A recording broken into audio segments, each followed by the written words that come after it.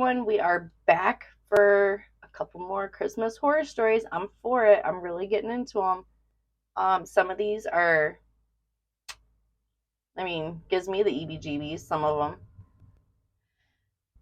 I got nothing.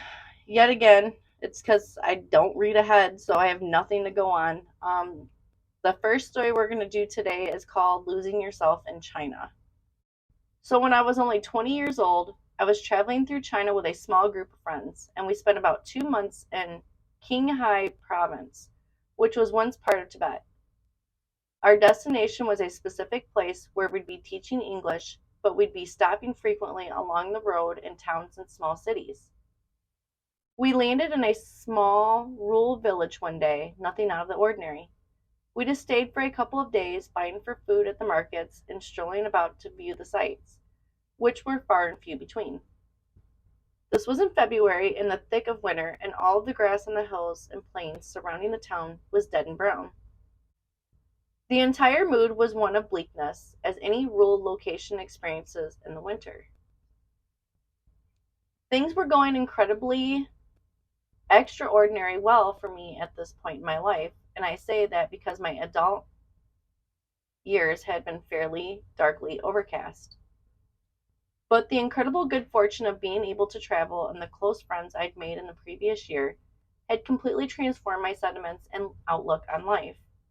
It was as if I'd become a new person. I was overjoyed to be in Tibet, and every night I slept with a smile on my face. On our second day in the small village, I awoke with an unusual feeling.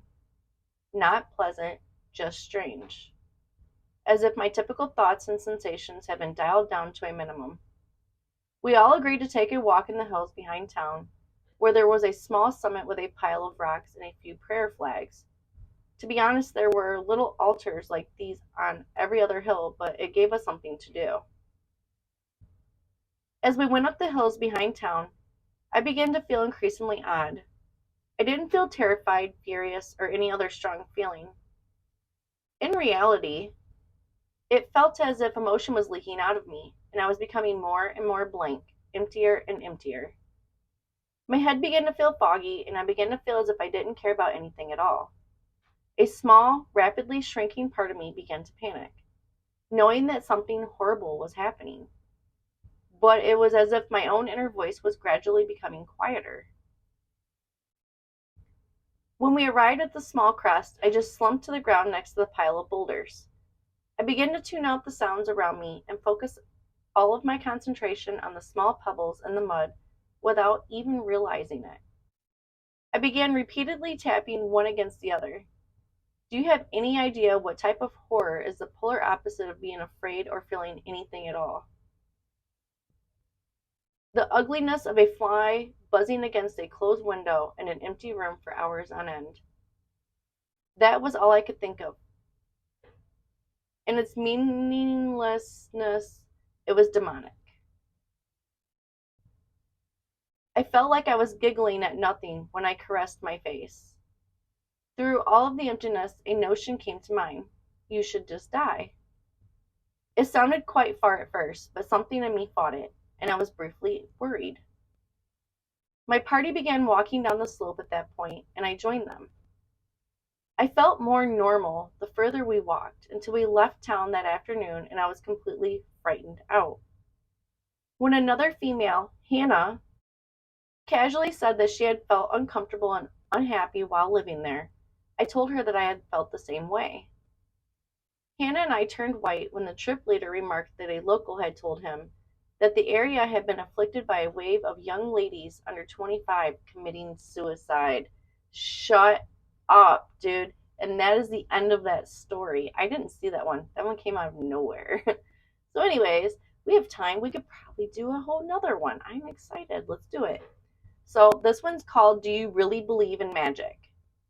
I've been seeing this guy for quite some time.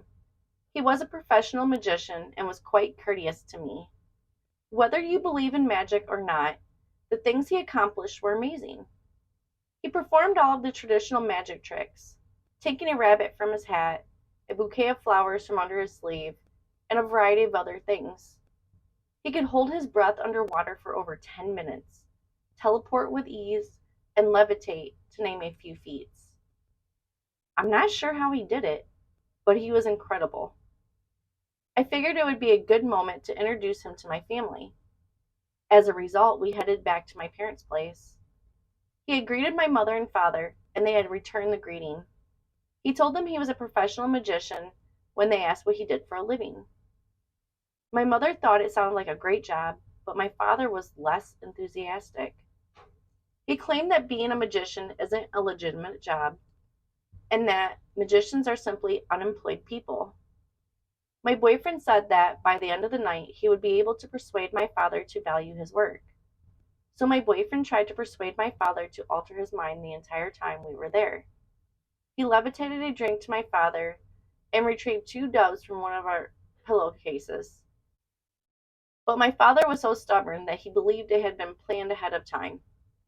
So my guy stated he had one more trick up his sleeve. He took out a gorgeous emerald ring and told my father that all he had to do was place his palm over it and it would vanish. So my father decided to play along with him. He swiftly removed the ring by placing the palm over it. He had hoped that my partner would not have had enough time to pull out the ruse, but the ring had vanished. My mother and I applauded, but my father seemed unimpressed. He turned to me to say something, only to collapse after grabbing his chest. My mother and I were terrified because my father was having a heart attack. We dialed 911 and he was taken to the nearest emergency room. The doctor stated that something was incorrect and that surgery would be required right away. Something was incorrect. What was it? I mean, something was incorrect. After a few hours, the physicians approached us and assured us that he was well. They took us to the room where he was, and when we entered, my father just stared at my boyfriend. My mother inquired as to what was wrong, and the doctor replied that an emerald ring had been discovered in his heart. I turned around to see my lover, who was smiling and looking at my father. Look, I think your father believes me now, he continued as he turned to face me. Shut the fuck up, dude. That's how that one ends too. How did he get it in there? Something was incorrect. Well, what was incorrect was that there was an emerald ring in his heart. Anyways, bullshit. I got nothing. It's bullshit. Anyways, if you guys liked my video, please give me a thumbs up. If you'd like to see more videos like this, please subscribe. And as always, I appreciate you guys. And I'll see you in the next one. Bye.